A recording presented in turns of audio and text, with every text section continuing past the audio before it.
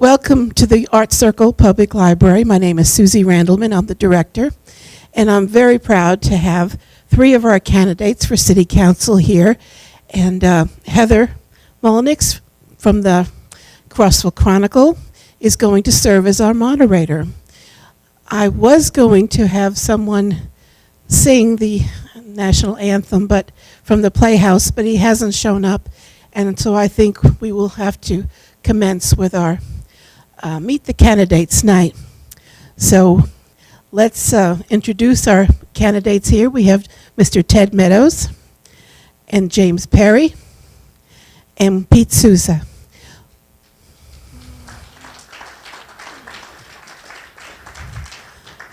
I will make apologies for Jesse Curley, who called earlier and said pending prior commitments he had to say he's sorry he couldn't be here this evening, but he very much wanted to be here. And the same with Boyd Wyatt. They both had prior commitments, so they could not be here this evening. But without further ado, let's give a warm welcome to our moderator, Heather Mullenix. Thank you. Thanks to the Art Circle Library for hosting this tonight, and to our candidates for being here to answer your questions. We're going to give them a few moments to introduce themselves and talk to y'all for just a minute, and then we're going to open it up to all of you for your questions to be answered. If you could just come forward, and we will provide you a microphone to ask your questions so that everybody can hear what you're wanting to know, and then each candidate will have 5 minutes to answer. First, we're going to start with Mr. Meadows, if you'd like to introduce yourself, then Mr. Perry and Mr. Souza.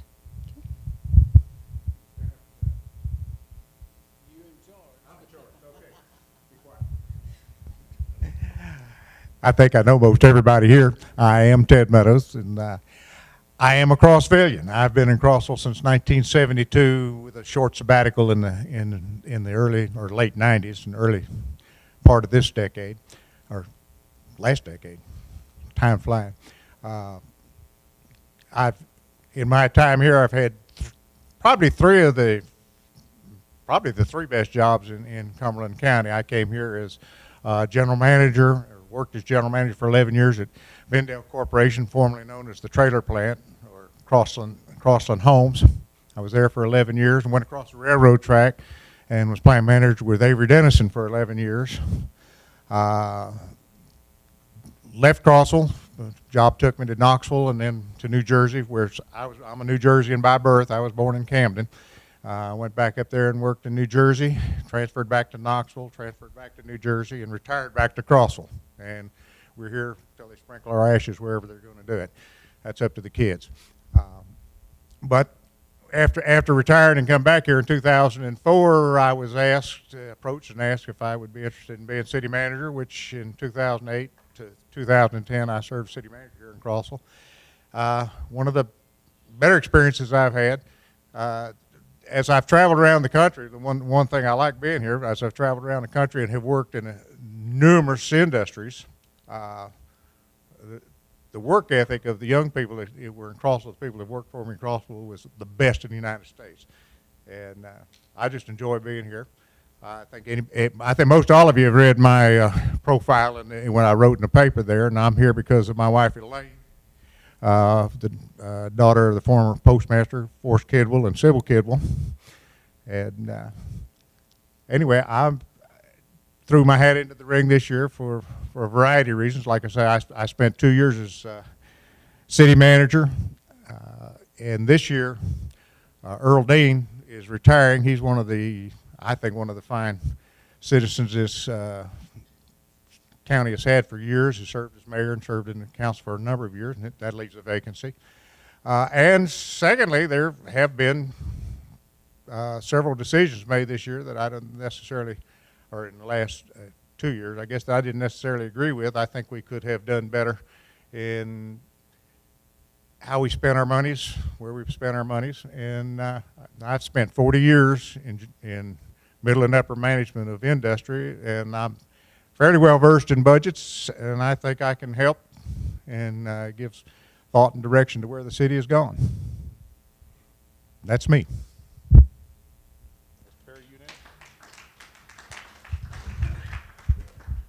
Well, thank you.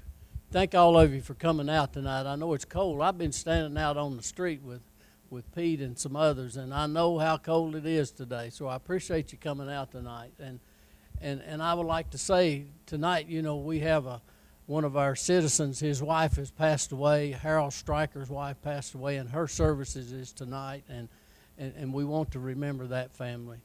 But as he says, I'm James Perry. I was born and raised in Oliver Springs, which is about 30 miles from here, east next to Oak Ridge.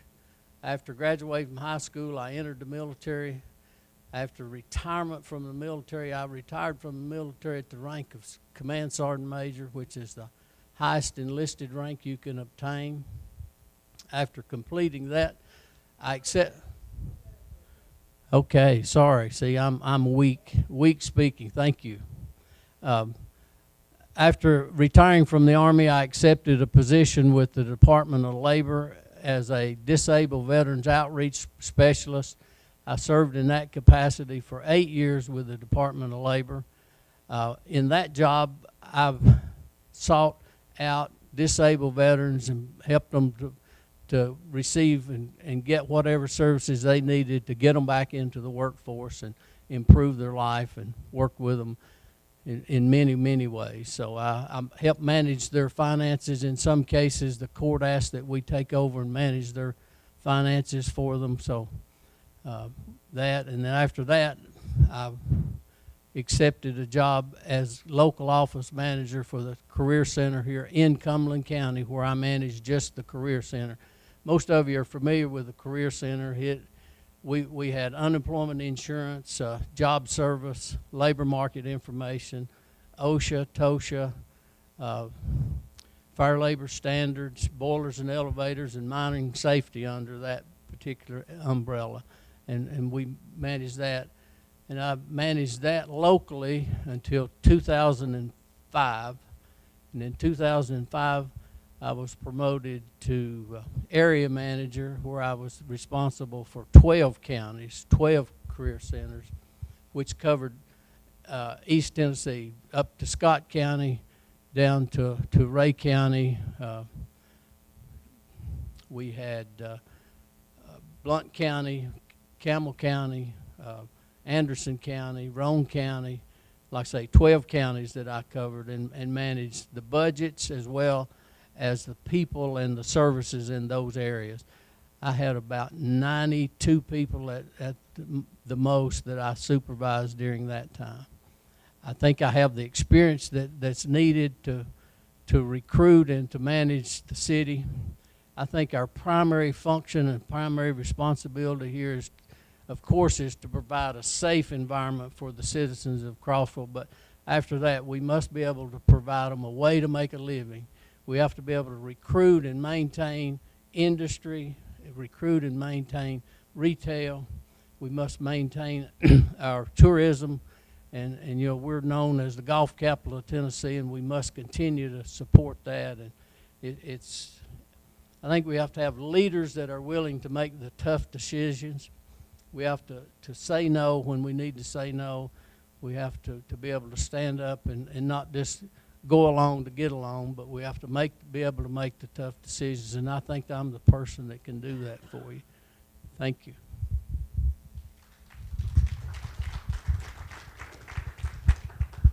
Last act. I want to thank you all for coming out tonight and giving me the opportunity to speak. But before I start and use up my 5 minutes, I want to say something about the library. Closer? Okay. So, in 1992, when I was a single parent, the library played a real important part of our family. I'd take my kids down to the summer reading program, and it was one of the foundation blocks that were laid in place for my children to succeed in life. And I want to thank the people in here that have carried on and brought it to where it's at today.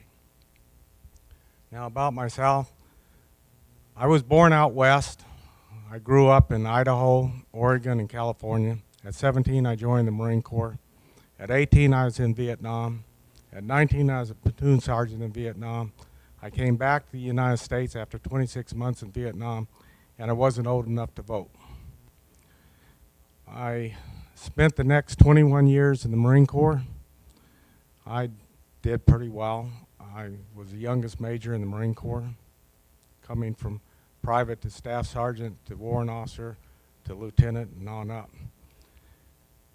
I did this because they sent me everywhere where there was a problem.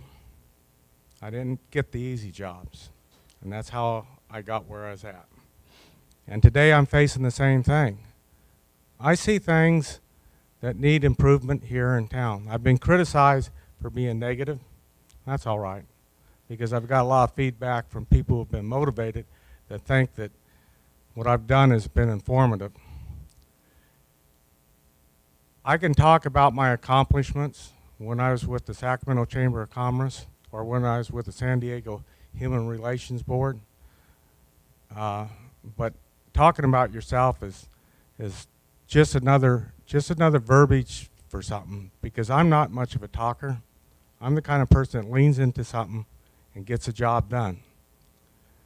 And saying that, that's exactly what I intend to do if I'm elected and represent the people. And I say represent the people because that's exactly what I'll do. It won't be the special interest groups. It'll be the people of Crossville. I'm not a politician. I'll give the city 4 years of my life, and then I'm bowing out. I don't care for another term. It's my contribution back to society. That's all.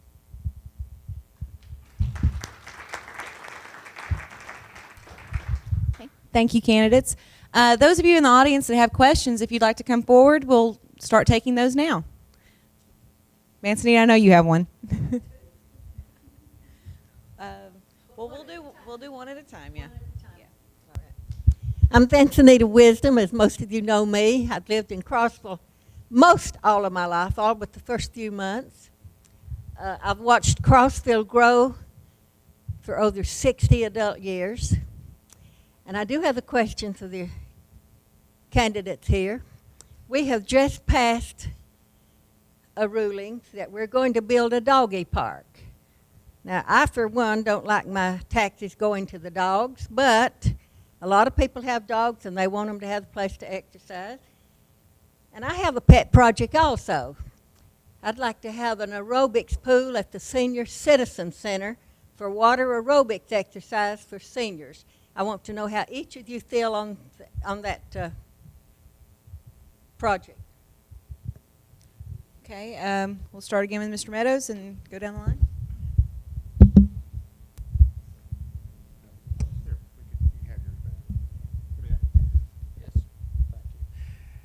Okay, Manzanita. You probably don't like my first answer because basically I think Crossville is a lifestyle community. I know Crossville's a lifestyle community. We're all here. I retired here because of it. And I think we need to do everything in our power to enhance our reputation as a lifestyle community. We've had some discussion. I've heard some discussions about tourism and whether we should spend money on tourism and all like that. And I think the dog park fits in that. I think the aerobic pool fits into that. I think both lend themselves to attracting people into this community. Tourism brings in excess of $90 million into this county annually. And you want to divide that out. That comes down, if the city gets its share of it, there's approximately $7 million out of that 90 million ends up in the city's budget. And the city's budget is $20 million a year. It's about a third of what we take in income. And that's a big deal. And like James, I'm 100% for industrial development. I headed up industrial development in Cumberland County for the early to mid 80s. We recruited virtually all of the major industries that are still left in town, from the ceramics plants to what used to be Indian Summer and Dana, Del Bar. All of those we bought in through the Chamber of Commerce, through industrial development in the 80s. But we need to reestablish, to bring industry in here, we're going to have to reestablish a lot of the infrastructure in this community. Our infrastructure has gone away. relative to industrial development. We're going to have to work on that. And I know how to do that. I've been there, done that. But in the meantime, we still have to generate income in this community, and the way we'll generate income is to keep building this as a lifestyle community, invest in those things that enhance our retirement program, bring people into our community. The Senior Aerobics Center, absolutely. And in fact, the city purchased property out off Genesis Road on the backside of Centennial Park with that in mind. Basically, at that time, they were talking about a YMCA, but the core to that is the aerobics. So I think that, like I say, a dog park, because most of our seniors own dogs. Like I say, I have 2 at home, 2 dog babies, and then I have 4 grand doggies. And we would take advantage of that, and I think that most of the people in the community have dogs and will take advantage of that. That'll get you out on the walking tracks and get you out in the community. Just like having sidewalks, I'm all for it. Well, like Ted said, this is a lifestyle community, and I agree that, as I said before in our last open forum, I knocked on about 2,000 doors and 90. Oh, I'm sorry. I thought you wanted to talk about both. Okay. Okay. Okay. Okay. And sure. And I'll try to answer your question in a direct way and an indirect way as well. I agree that we need all of these amenities, but the 2 questions that I have to ask about anything that I vote to spend money, is it worth increasing your taxes, or is it worth borrowing the money?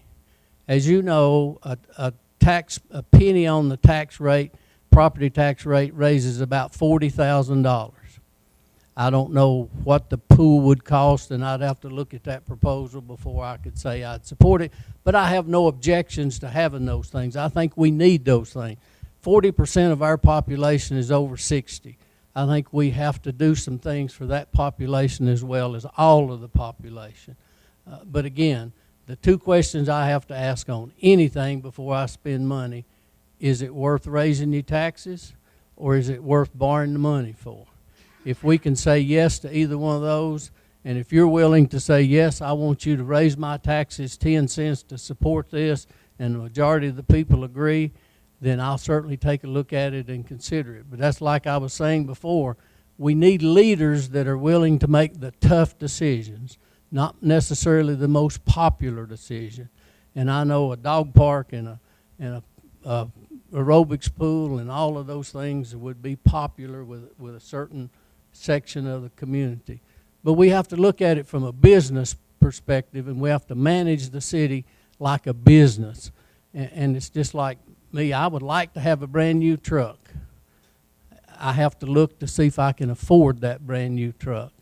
And each time I do, my wife Clayton says, no, you can't afford it, so I don't have it. I'm still driving around in a 2002 pickup truck. So we have to do it the same way. We have to manage the city the same way we manage our personal budget. We can't just say, yes, 10 people or 10,000 people want this project. And even if the majority want the project, if the city can't afford it, then they can't afford it. But I have no objections to having the aerobics pool. I think it'd be a wonderful feature, and I would probably take advantage of it if we had it. Thank you.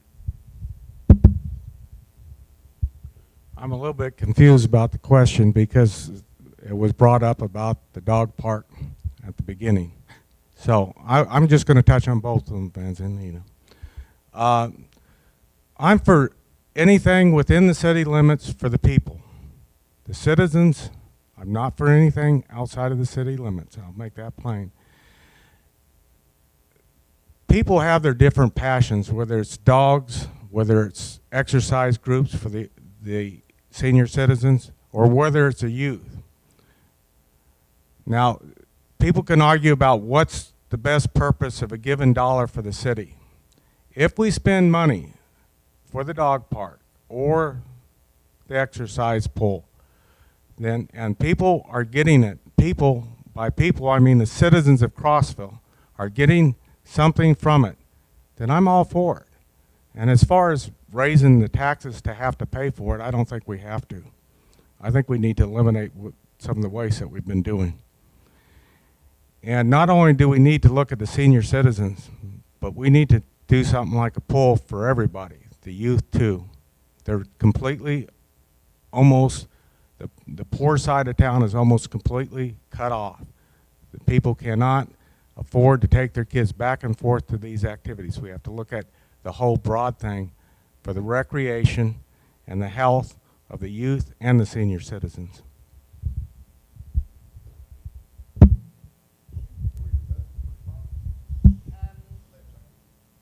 didn't use all your time, so I guess I can give you minutes. Just one more comment. We're talking about on the pool, and James mentioned raising taxes. I don't think you have to raise taxes, as Pete said there. But the city is a business, and you run it like a business. And like I say, it's a lifestyle city, but as a business, you look at ROI, return on investment. If you put money into something, what are you going to get your money back out? This county and this city is driven by retirement first, tourism second, and those things that we can do that enhance drawing people into this community are the things that will increase our income into this community and therefore decrease the opportunity or the need to increase taxes. And I think, you know, the pool, the YMCA, the aquatic center, whatever it is, and I agree with Pete, it should be for all ages, not just seniors, but I think for everybody. But I think that's something that will enhance the value of the community, and it'll make people turn their sights toward here when they're thinking about retirement. Anyone else like to say something? Yeah, I'm saying that we raise taxes, whether you raise taxes or whether you spend the current tax rate on that project, it's the same thing. You know, if we can save that money and put it in the coffers to pay down our debt, then we wouldn't have to raise the taxes. Or if we could save that money and spend it on that project, that's fine. But you know, I wasn't saying that we wouldn't do it unless we raised it. I agree. We have to manage our money. There's lots of money that we can, ways we can cut our budget and bring it down to where we can afford to do some of these things. But what I'm saying is, whether you raise the tax dollar a penny now or you spend the current penny that we're collecting from you, it's the same thing. So no, I wasn't saying that we had to raise it. We couldn't manage it to where we'd have the money. But yes, I think we have to look at whether it's a wise use of those tax dollars.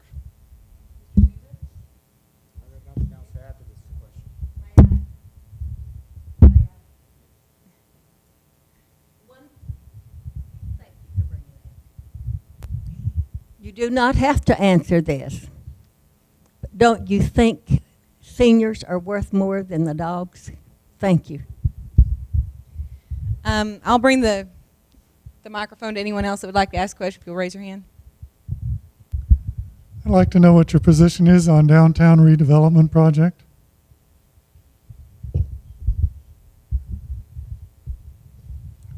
I think that that's a complex question, both in terms of engineering and the money available.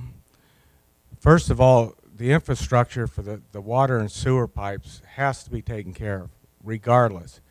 That we just don't have the water pressure downtown, and the pipes are over 100 years old, and something's going to have to be done on that. Now that should be complemented into the downtown area, and there's a grant, I understand, that's available, and we need to use that if we can. But I'm at the point now where after this last year of borrowing and major expenditures, that I question whether now is the time to do it. Yes, it needs to be done, but I think we better take a look at our debt because we got out of control this last year. So I'm saying we need to do it, but we need to wait about a year or 2 years to do that. Well, I agree that it needs to be done on the infrastructure. Since the last time that same question was asked, I've checked on some things and looked at some things, and I've had several people ask me, well, you know, it's in 3 phases. And the first phase, which is about to come up for the final reading in, I believe, next month's meeting, is for the infrastructure. But one of the questions that 4 different people have asked me is, why are we going to do it, run the infrastructure down the main street? If you look at the total project, it says that we're going to do Main Street, and then we're going to do West Avenue, and then we're going to do Webb Avenue. The question they're asking me is, why don't we run it down Thurman Avenue and what's the other street, Nancy? Rector Avenue, and then feed Main Street from Rector and from Webb Avenue. Feed Webb Avenue from Thurman, and then feed West Avenue from Rector, rather than having 3 different sewer water projects that we've got to do. So I think we've got to look at some better, more efficient ways to do it. Yes, I think we're going to have to do it. If we don't have enough water pressure downtown to provide fire protection, that's a basic service that's required to every citizen in the city of Crossville, is fire protection. Timing, I agree. We have to look at our budget. We have to see where we're at, what we can do. And again, ask those 2 questions about, is it worth raising the taxes or is it worth borrowing the money?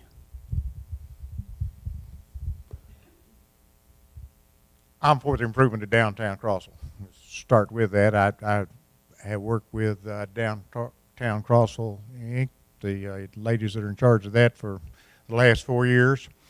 The engineering has been done. The primary problem here, as both of these gentlemen have mentioned, is the infrastructure in downtown. We can't, if we're going to build anything in downtown, if we're going to encourage any more retail into downtown or any other businesses or lawyers or doctors, you're going to have water pressure in here to provide fire protection in downtown. You have to have sewage. The third one had mentioned the stormwater out here. There is no provision for stormwater out of downtown now. And as the community grows, and the community is growing. I moved to Crossville in 1972. There were 2,900 people living in Crossville. Today there's almost 11,000. It's going to double again over the next 20 to 25 years. And we have to, we're either going to build outside of Crossville, out on the periphery, or we're going to enhance downtown. I'm for enhancing it. It's been engineered. There are grants available. I do agree with Pete and James both. We need to take our time. It's not something that has to be done 100% all at one time. It's done in phases. And in fact, this project is laid out in at least 3 phases. But the first one is infrastructure. And once you do the infrastructure, you can base your progress after that on what have you attracted, what have you improved, and have you brought more business into the downtown area, and are we in fact generating more income out of downtown? Because that's the objective of it, is to enhance the ability of downtown to generate tax money.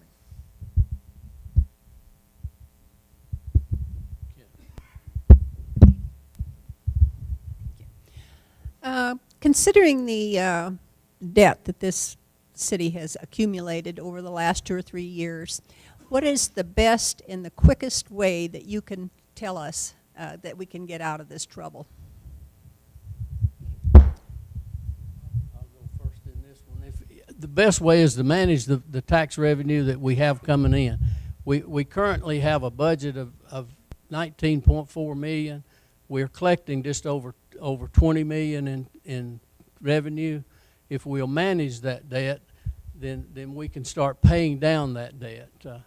We currently have about an $8.3 million general fund debt, a $28 million utility fund debt. The utility funds are generated are about what the expenses are currently.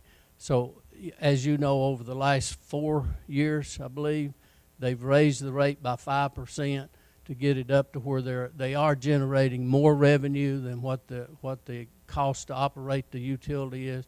So once you do that and you manage those things, and I truly believe that we could cut the budget by 5% without affecting any service.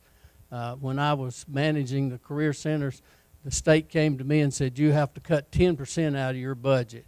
I was able to cut 10% out of my budget by simply looking at how many fax machines we had, how many copy machines we had, how much travel we were generating, this stuff that was not affecting the services that we provide. And I think the city could do the same thing. Any organization, I believe, truly could cut 5% out of their budget, which 5%, you're talking about basically $700,000. If you cut 5% out of that, save that amount of money, pay it on your debt.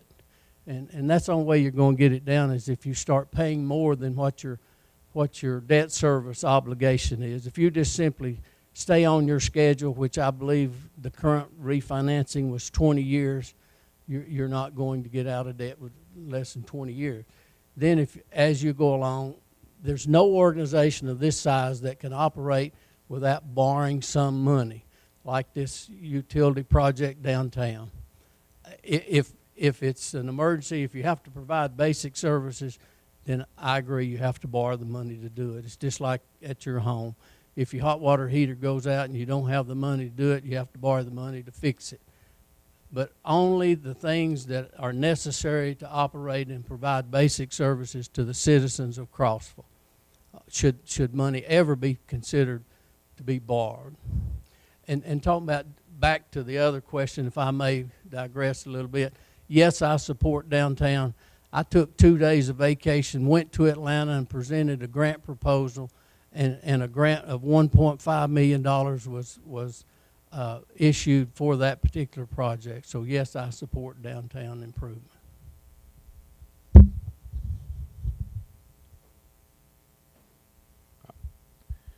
So looking at debt has to go all the way back to looking at the budget. When you start off in the year and you say I'm $200,000 short or $600,000 short, that's a wrong attitude. When you do a budget, and I've done a lot of budgets and big budgets, bigger than this city's budget. When you do a budget, you have to look at your resource and take an historical data, trying to figure out how much money that you have coming in. That's your baseline. You don't say how much money you have to operate. That's the wrong way to do it. You find out how much money you have. Out of that, you deduct what you've overspent last year because you have to. That's a given. The next thing you do is you determine what you want to do on your debt, and that's part of this answer. My idea is I would like, and I know I'm going to have to do compromises if I get into office. I would like to see 15% of the gross income of this city going towards debt. I'm not for borrowing money again. I may have to end up taking water on that, and that's how to eliminate debt. The budget is a key, and all these amendments that we do on here, changing the budget throughout the year, making a budget isn't worth the paper it's written on if you don't follow it. And you don't go out and you don't micromanage the small things. That's what the manager does. If you want to reduce how much money that each department has, you give them a budget to work in and make them follow that budget. And that's the end of the story. And then you set aside one part of that budget for contingencies. And that's control of money.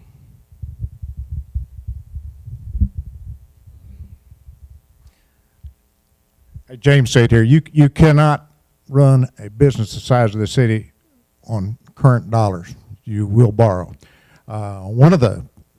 You have two primary objectives of city management. One is to take care of your citizens today. Secondly is to plan for the future. And planning for the future, you spend money. We talked about the utilities, the nickel on the utility. That went to cover the improvements on Meadow Park Dam. Meadow Park Dam had to be improved or it would have been shut down. Then we were out of water bin. That was a direct order from the state of Tennessee, Department of Dams.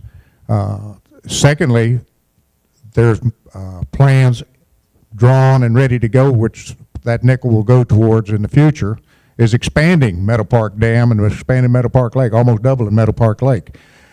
That will absolutely be necessary within 40 to 50 years. Does it have to be done this year? Not necessarily, but you can't wait 40 or 50 years to do the expansions to prepare for the future. You got to prepare. You got to be thinking 30, 40 years out now. And like I say, you can't build that on today's dollars. 40 years from now, you're not going to build it on those days' dollars. So you're going to have to have some debt. Every one of us has mortgage, or most of us have mortgages, and we have credit card debt. We don't live specifically on what we make today, but hopefully we manage it so that day to day we can afford those expenses. Our debt service in the general fund right now is 20% of our budget. We've got roughly a $20 million general fund budget in this fiscal year, and our debt service on it is roughly $4 million. I don't have a problem so much with the debt. I have a problem with some of the things that we've indebted ourselves for. I don't think that some of the property at the airport, I don't think necessarily the property at the industrial park, and I don't agree with the cost that was spent on the bank up here for the new city hall. And I want to clarify that. I think the city hall is a great investment. That bank is a great investment. It was a bad deal. It's a good piece of property. It has value. It will appraise where it needs to be. But we as a city probably paid somewhere between $500,000 and $700,000 more than was necessary, more than we had to get that piece of property. That's what the problem I have with long-term debt. Where are we spending our money? That's not going to the future. That's money that wasn't well spent this year. Okay.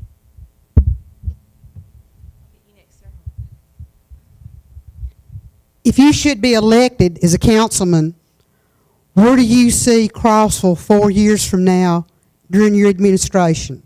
Your goals and objectives for 4 years from now? Your vision?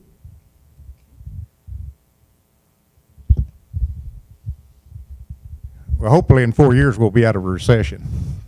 And as I say, we're a lifestyle community, and everything that I would like to see us do, when I'm talking about enhancing, whether it be aquatic center, putting sidewalks in, those items that enhance the lifestyle of this community are going to make this community more attractive to people retiring in here. Our basic driver of the economy in this community is retirement here. We can throw stones at Fairfield, Glade, or Tangier, but they bring their money in, they spend it in Crossville, we get the taxes from it. Once this recession is gone, we are going to be flooded because we are who we are. This is God's country. We live in on top of this mountain, and there's going to be thousands of people moving down here over the next 10, 12 years. As the economy changes and people in Michigan can sell their houses, they'll become Crossvillians. And we need to be preparing to accept those people into this community, and we need to do the things that are necessary to attract them. I would like to see us, again, have our finances a little better in order than we are right now. I'd like to see the long-term debt go down, but we still have to spend money. We have to prepare for that future. And 4 years from now, we're going to be probably 10% bigger than we are right now.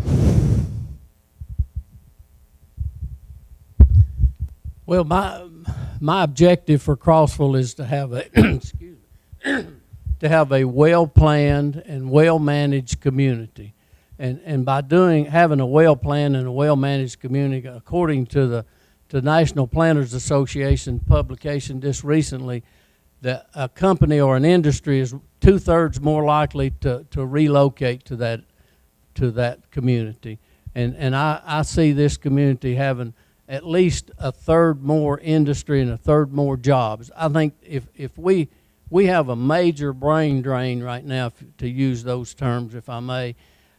Our high school students graduate, they go off to college, they have no job to come back to in Crossville. They can't come back to Crossville and make a living. The median income in Cumberland County is $31,600. A college student graduating has greater expectations than that, and we just don't have it available here for him. And I think we need to look at and try and attract more high-tech, higher-level jobs, and try to create an environment that will bring our best and brightest back from college, and to keep the best and brightest, and to attract the best and brightest to come to Cumberland County. We have a good industrial base now, don't get me wrong. The average industrial manufacturing wage here is $12.50. $12.50 is tough to live on. If you're married and got a couple of children, can you imagine living on $12.50 an hour? It's tough. We've got to try and get our industry wages up. We've got to try to, and the way we do that, I believe, is through competition. If we attract better industry in, higher tech industry in, that are challenging and seeking after those qualified workers and the better qualified workers, then we're going to start seeing the wages go up. It's basic economics. If I can get you for $10, I'm going to get you, but if the competition is such that I can't, then I'm going to pay what I have to pay to get you. So we have to look at and try and attract better industry, and the way we do that is to have a well-planned and well-managed community. I think both these gentlemen touched on real important things. I've got 4 daughters that are college graduates that had to leave to further their career, and James is absolutely right about looking at what we're bringing into the community. USA Today had a story about how manufacturing is dying and the future is high tech, and that's a given. We need to focus on that as much as possible. People come to Crossville and bring their businesses to make money, okay? Part of that is low wages, and that's the kind of industry that has been around here for quite a while, and we're glad to have in any industry, but we need to focus on high tech. The other thing is what we need to do in 4 years.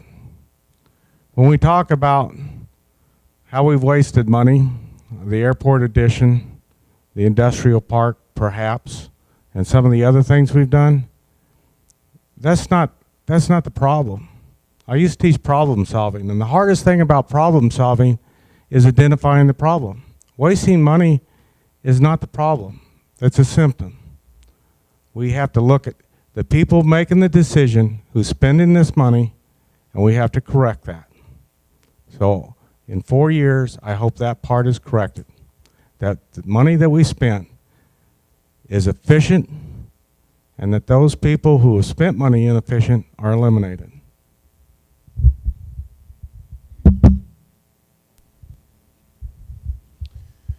My name is Howard Burnett. I'm a recent movee into the Crossville area. I've only been here 3 months.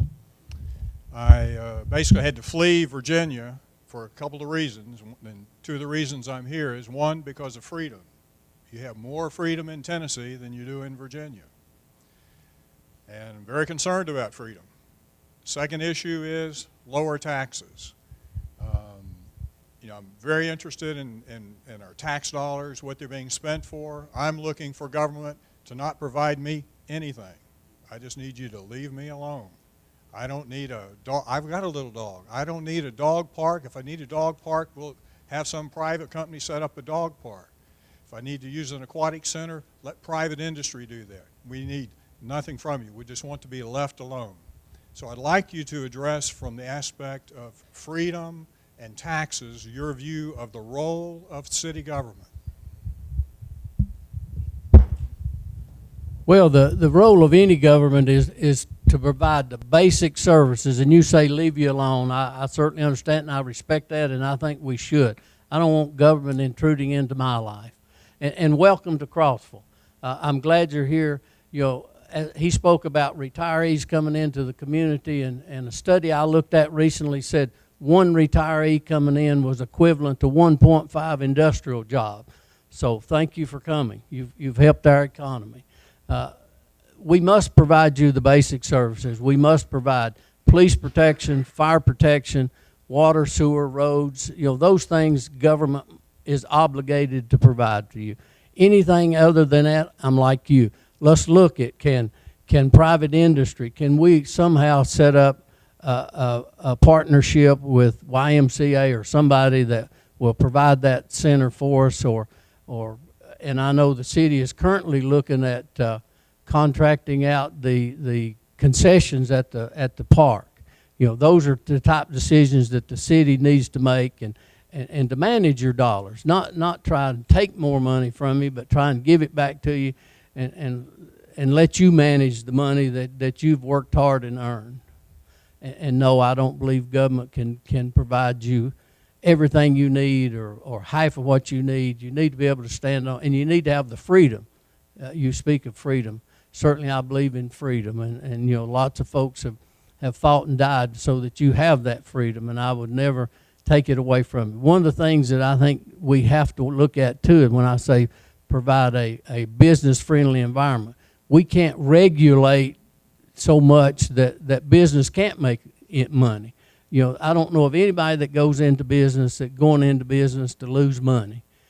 You know, if they lose money, they can't stay there. So we have to set up an environment and provide them the services that's necessary, and an environment that's necessary, which is low taxes, a good infrastructure that will allow them to make that money, provide them a good workforce. I think we do have one of the best workforces and I know a little bit about that. I've spent about 30 years involved in that. We have just over 26,000 people in the workforce in Cumberland County, and there are some of the best people that I've ever dealt with anywhere in any of the counties that I service. Cumberland County's work ethic was as good or better than any of them. So I think we provide what they need, and I agree with you. You need to have the freedom to spend your money and live your life without me intruding in it. I agree with that. I don't think city government or county government or state government or federal government needs to be dictating your life. Like these two gentlemen, I too spent my time in the military. I joined the Marine Corps at 17 also, just like Pete did. Lost my chain of thought now. We got to talk about the Marine Corps. Most Marines do, yeah. But correct me if I'm wrong, we got a couple of city councilmen back here right now. We haven't raised our city tax rate in a number of years. It's still 55 cents? 52, so it's down. It's been reduced, not increased.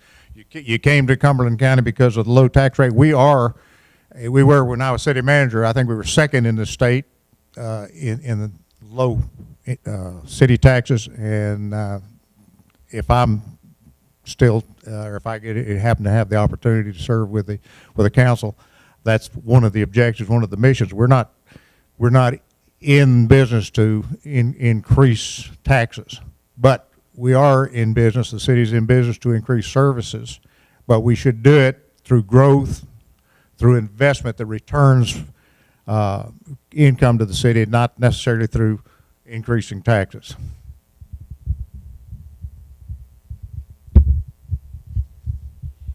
Freedom, individual freedom. The more money and the more taxes that we spend, the more government agencies we produce, the more overstructures the government comes up with, and we lose our freedoms. If you don't believe that, then go to California, where everything is taxed, where you pay a special fire protection tax on top of your homeowner's tax. You have to have 14, 15 permits and environmental studies just to build a house. We don't need to go there. We're in pretty good shape right now. If we take what we have and we don't take the money and give it away like we've been doing, then we can take that money and we can build these things that help the people, the sidewalks for the kids to walk down the street so they don't have to walk in the middle of the road, senior citizens expansion. We can do that with what we got and with the increased sales that will continue to grow as the community grows and the people outside in the county grow. And once we get past this recession, that will increase. I think we can do both without increasing the taxes and without increasing the government. And when we increase the government, we increase the control. Okay, any other questions?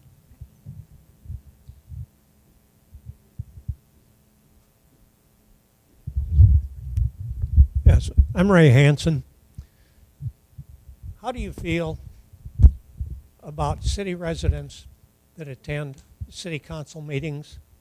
Should they have the right and the privilege to speak out at those council meetings?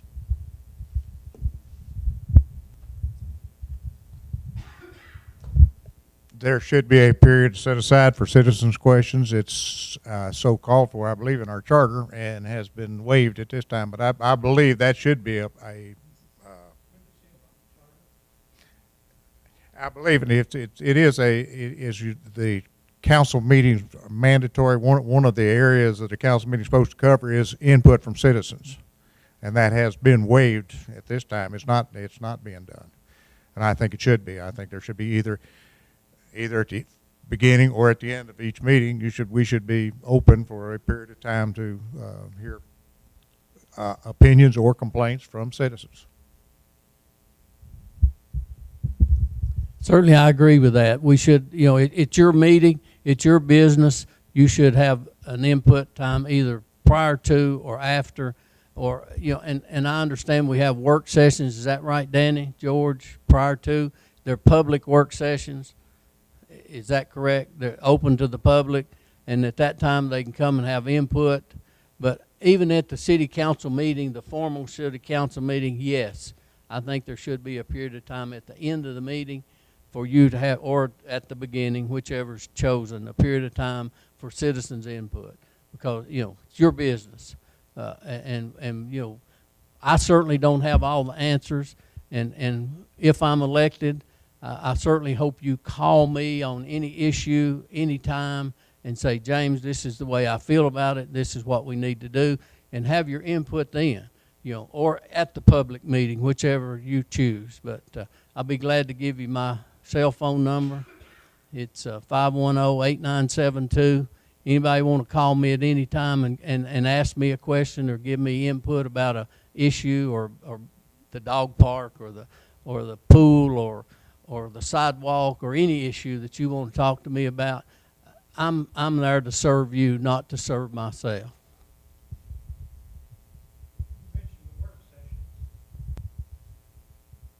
You mentioned the work sessions. Are they published? Yes, sir. They are published work sessions. Are the notices put in the Chronicle? Danny, can you answer that question? Are they not published in the Chronicle or announced on the radio prior to the meetings?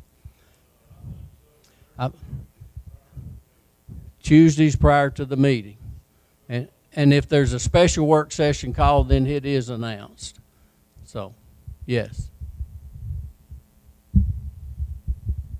I believe when it gets right down to it, I believe the mayor eliminated that on the comments from the citizens on the agendas on each session. You'd have to ask him why he did that.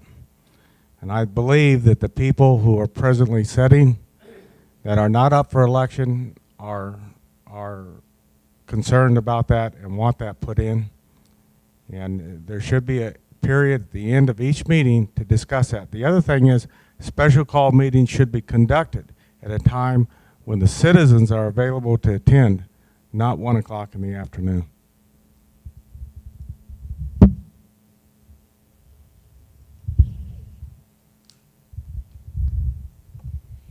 The city has purchased some land on Highway 70 for a new fire department.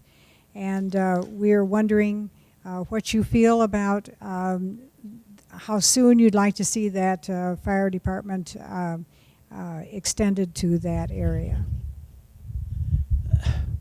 I know that they wanted to put that in operation last year, and I believe it was like $2 million to build the facility, and that was not the biggest issue. The biggest issue is that it's $780,000 a year to operate it, an ongoing cost, and that's what has put a hold on that project. We have to look at the budget. Is the money there? Can we add another $1 million? And that was year before last in the budget. So I'm sure it's $1 million now. Can we add another $1 million? I'd like to have it in because that happens to be in my neighborhood. I'd like to have it in year before last. But again, can we afford it, and when can we afford it? But yes, I think it's something we need and we're looking forward to.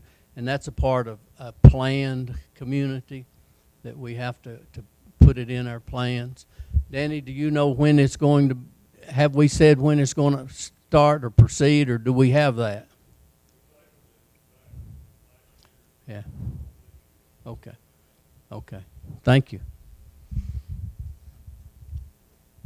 The reason for that number 3 fire department down there was instigated by the State Department of Insurance. Insurance rates are established relative to your fire protection.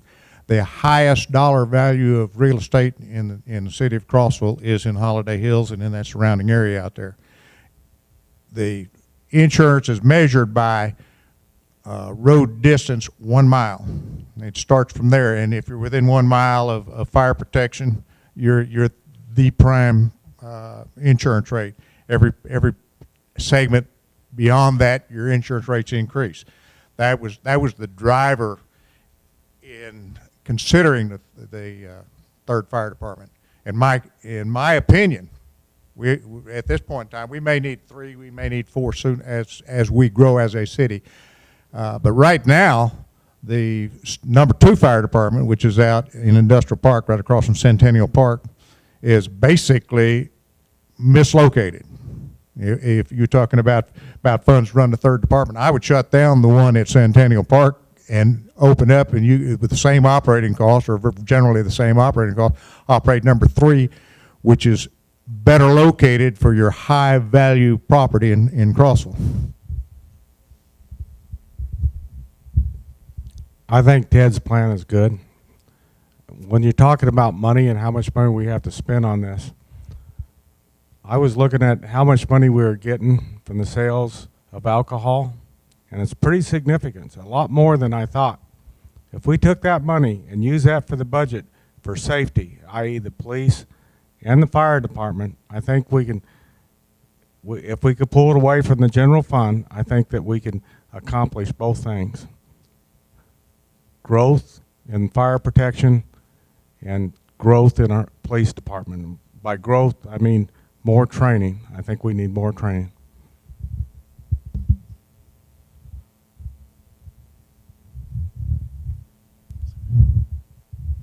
There's been some talk in the past couple of years at city council meetings about the increasing costs of garbage collection in the city and dumping rates and so on. I saw that there was a consideration proposed by the county to expand curbside recycling into the city so that more of our stuff that we throw away, which can be recycled and actually sold, can go into making, the recycling center more profitable, which would certainly reduce the cost of garbage collection to the city in terms of their tipping fees. So here's the thing. We have a little problem with some people who aren't so careful about their properties in town. Since I'm chairman of the beautification committee, this comes up rather frequently. And I am very distressed at the thought that the city would even consider stopping garbage pickup, regular garbage pickup. And I would like to have each of you discuss this, or else charging us $7.36 a month and taking it off our tax bill. I think this is one of those services that we consider to be part of our taxes. And I hope that you will agree with me, but I'd like to hear your views on that.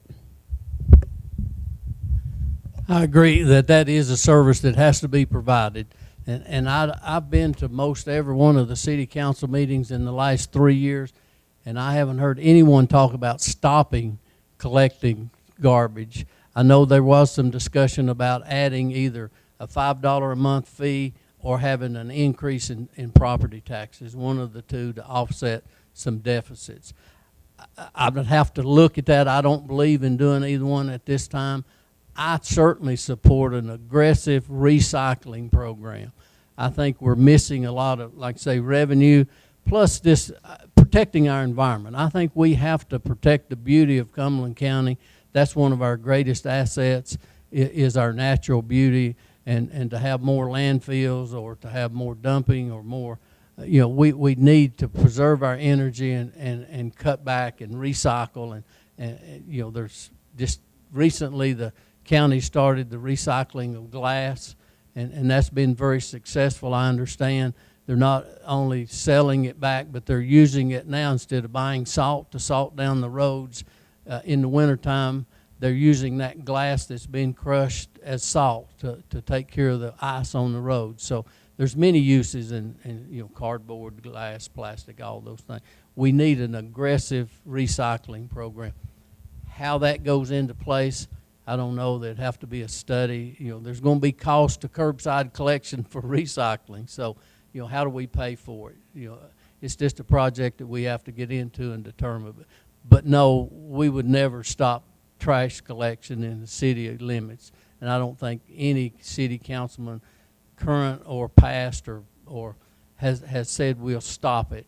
They might have said we will charge for that, or we will have to look at charge for that, but I don't believe we would ever stop trash collection. It just wouldn't make sense, like you say, piling up on the streets, or people start dumping it on vacant lots and all the things that used to occur. I remember back when I was a child, you simply went out in the country somewhere and dumped your trash over the cliff, and you just don't do that anymore. We can't afford to do that. You're already paying for your garbage pickup. That's in your current tax bill. That's where your money's coming from. I'm 100% for recycling. At least once, twice a week, I make my way down to the county recycle station down there and drop off cardboard, plastic, and glass, metal. And if everybody in the county did that, we'd be a whole lot farther along and not needing extra property for landfills. So I'm 100% for it. I haven't given any thought to how you're going to pay for it, but I have 3 sons who have left this county, all graduates of Nancy School, and in every one of their cases, they set out the little blue pail and the red pail, and the whatever organization is that picks up their garbage picks it up and recycles, and I think we should be doing the same thing. Haven't given it any thought how to pay for that or what even the cost would be, but I'm for it, and we'd find a way to do it. What we have here is a political dilemma. Right now, you can have as many trash cans as you want picked up for the same price. There's something wrong with that. If people have, as you heard, well, they said one is illegal. They will not pick up more than one trash can from one resident. I've had them put one back on me, and I wrote a letter to the city council about 10 years ago about that. When they first turned it over to Cumberland Waste, I had 2 cans. They put one back on me, left a note. We pick up one container, only one container. I heard the mayor say that. And I didn't leave him. That's all right. That's all right. I don't know everything. I heard the mayor say that if they bought an extra trash can, they'd have it picked up. Okay. Now, what's going on there? I don't have a clue. But we need to look at how much we're picking up. And I agree exactly with what Ted says about you go outside another community.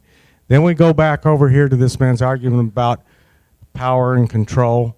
And before you decide you're going to do something, you better be able to enforce it.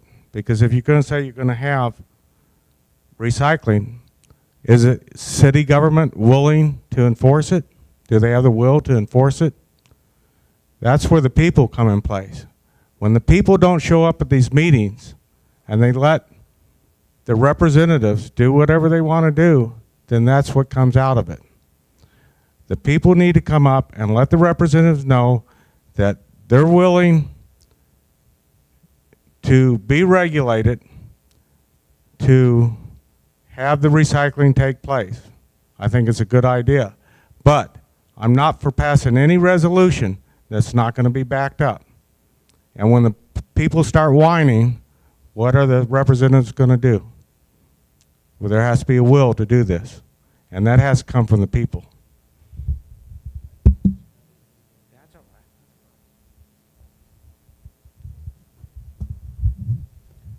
Yes, a double question on this one.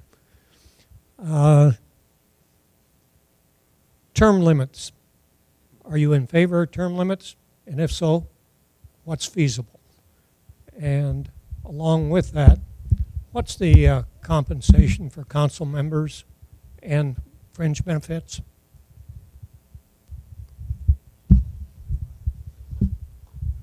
The council member fringe benefits, I haven't got a clue.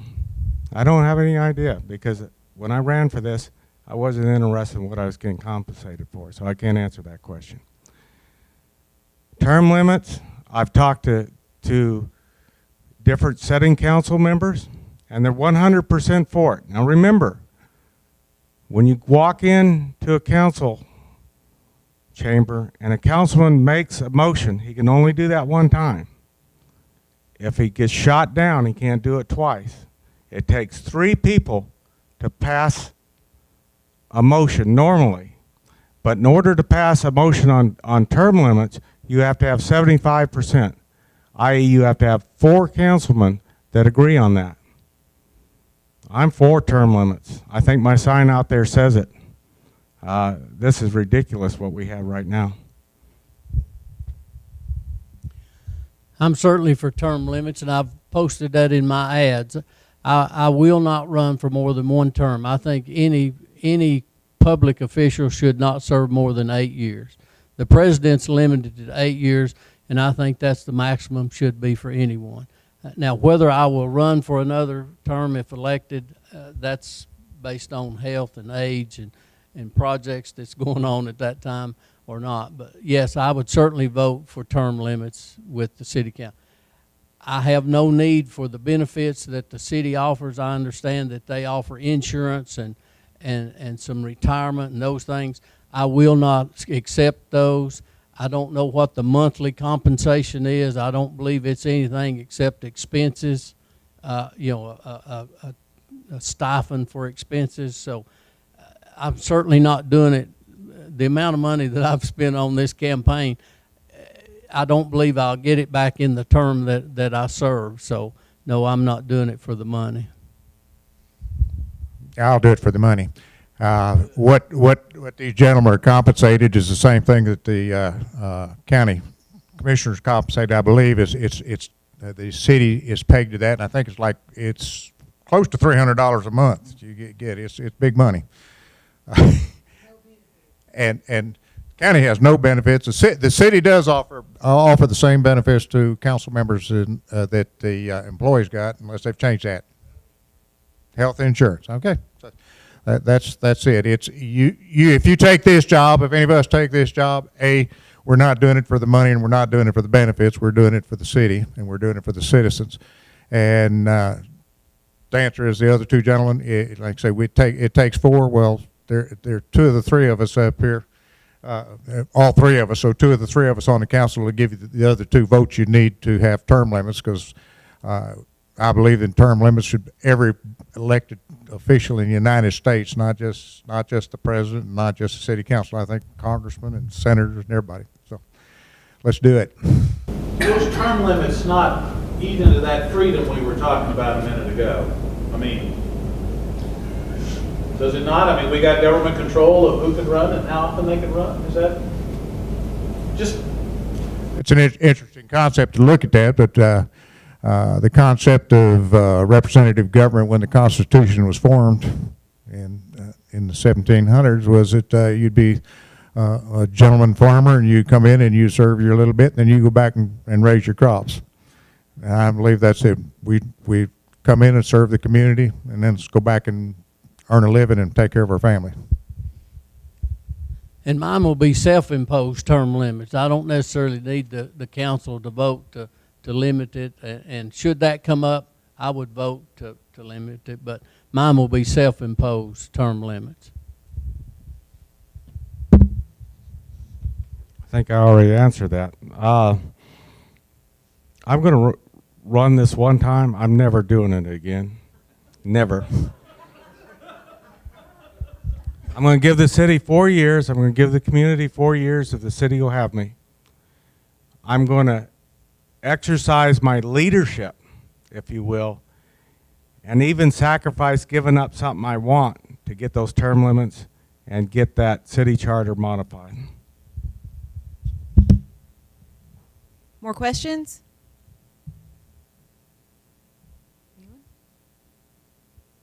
Anyone?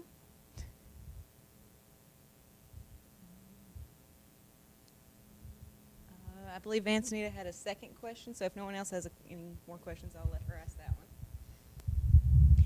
What is your feelings on either raising the tax on the liquor products or lowering them?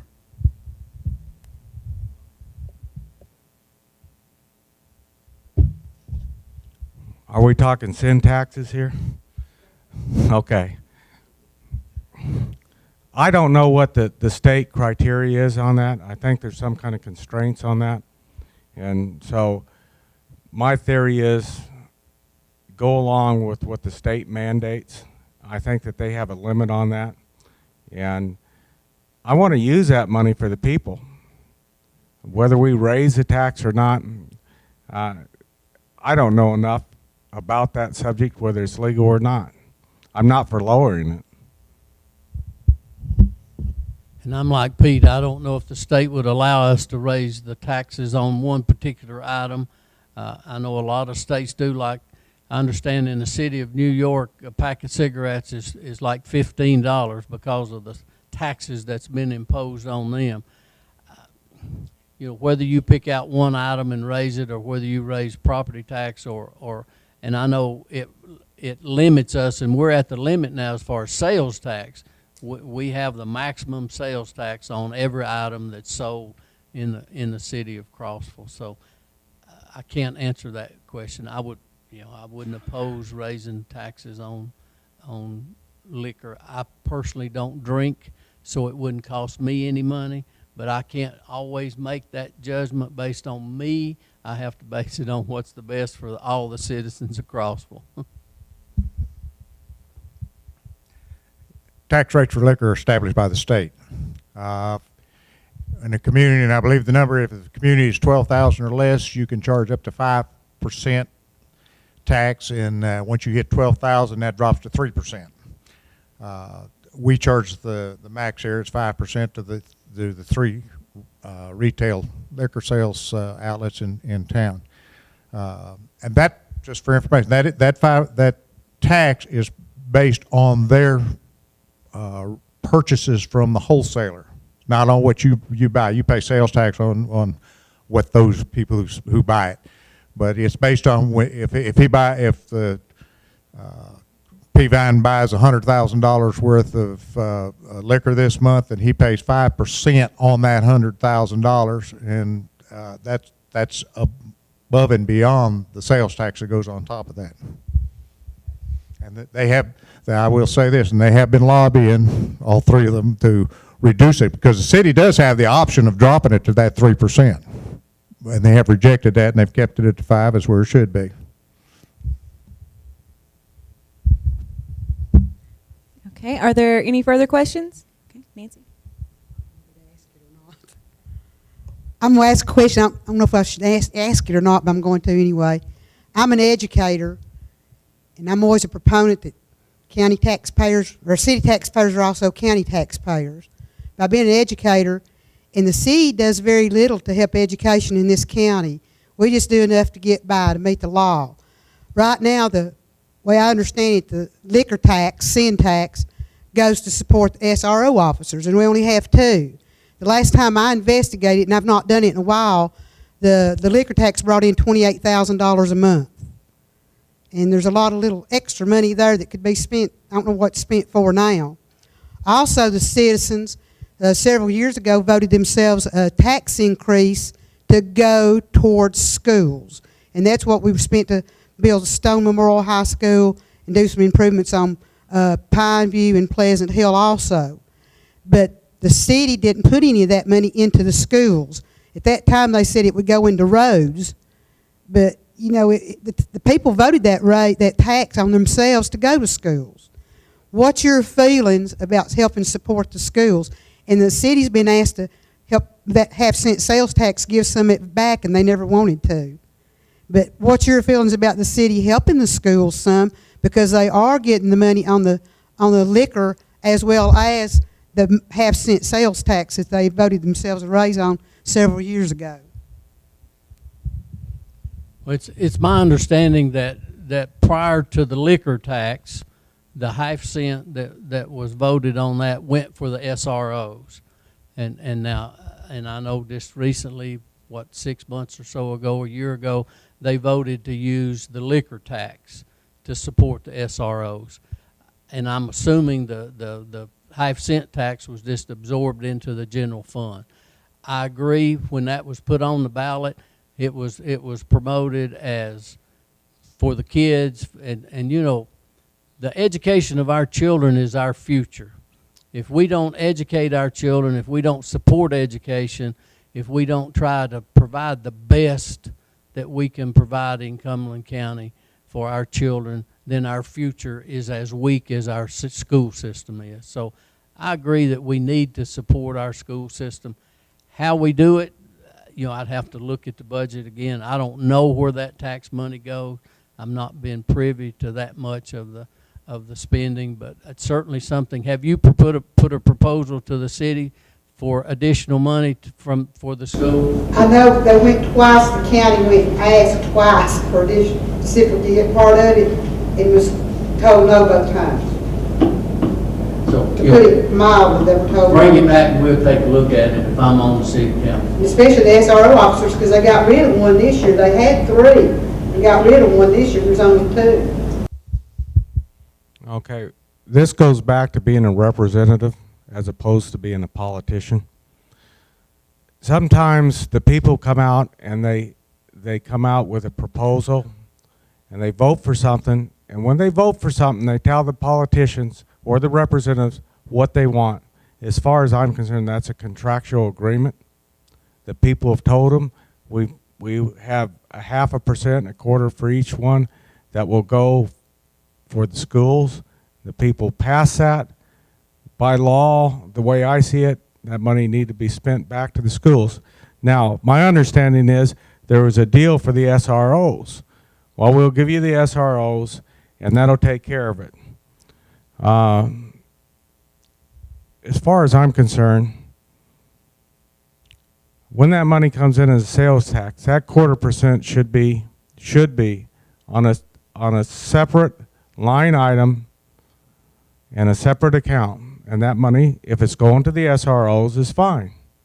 But if it's money in excess of that, then it should be given to the schools, because the people said that that's what's supposed to happen. And in addition to that, I was reading some stuff when I pulled some files that there was, I believe, a $200,000 grant for the SROs. So how does that play in there? If they're given $200,000, does that in turn mean that $200,000 should have been given to the schools? That's a good question. I don't think we should look back on this because it's too complex. I think what we need to do is set up a separate account, okay? That 0.25% then is in that separate account. The account pays out for the SROs, and any monies left over is given to the Board of Education. I've heard arguments, well, we should dictate to the Board of Education how they should spend the money. We got enough problems dictating in our own city council what we should do with the money.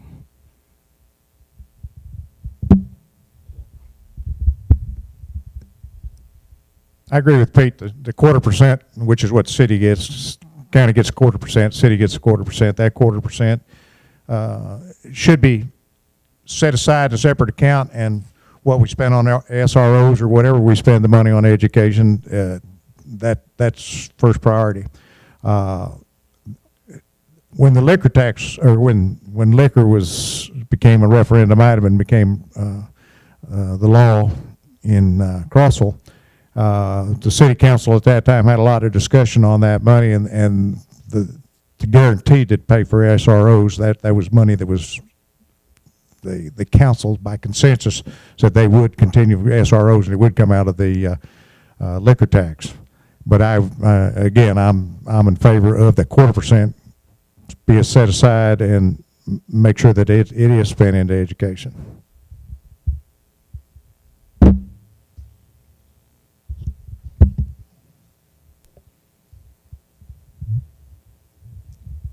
Anyone else? Okay, if there are no further questions, then this brings our town hall forum to a close. I'd like to thank the candidates for their time tonight and all of you for being here, and I'll turn it back over to Susie.